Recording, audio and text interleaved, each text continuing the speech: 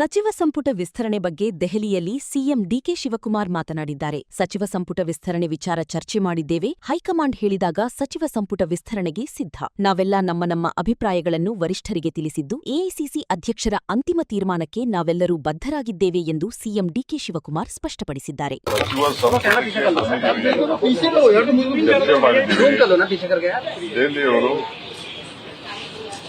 ಏನ್ ಹೇಳಬೇಕು ನನಗೆ ಹೇಳಿದ್ದಾರೆ. ಇವತ್ತು ಖರ್ಗೆ ಸಾಹೇಬರು ಇಲ್ಲ, ಅವರು ನಾಳೆ ಬರ್ತಾರೆ.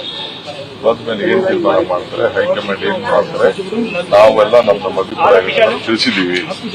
ಅವ್ರೇನು ಮಾರ್ಗದರ್ಶನ ಕೊಟ್ಟಿದ್ದಾರೆ, ಅವ್ರು ಯಾವಾಗ ಹೇಳ್ತಾರೋ ನಾನು ಸಿದ್ಧತೆ ಮಾಡ್ಕೊಂಡಿದ್ದೀನಿ.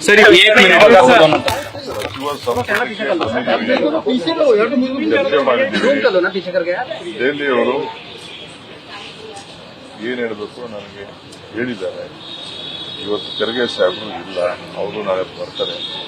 ಬಂದ್ಮೇಲೆ ಏನ್ ತೀರ್ಮಾನ ಮಾಡ್ತಾರೆ, ಹೈಕಮಾಂಡ್ ಏನ್ ಮಾಡ್ತಾರೆ, ನಾವೆಲ್ಲ ನಮ್ಮ ಅಭಿಪ್ರಾಯಗಳನ್ನು ತಿಳಿಸಿದೀವಿ. ಅವ್ರೇನು ಮಾರ್ಗದರ್ಶನ ಕೊಟ್ಟಿದ್ದಾರೆ, ಅವ್ರು ಯಾವಾಗ ಹೇಳ್ತಾರೋ ನಾನು ಸಿದ್ಧತೆ ಮಾಡ್ಕೊಂಡಿದ್ದೀನಿ.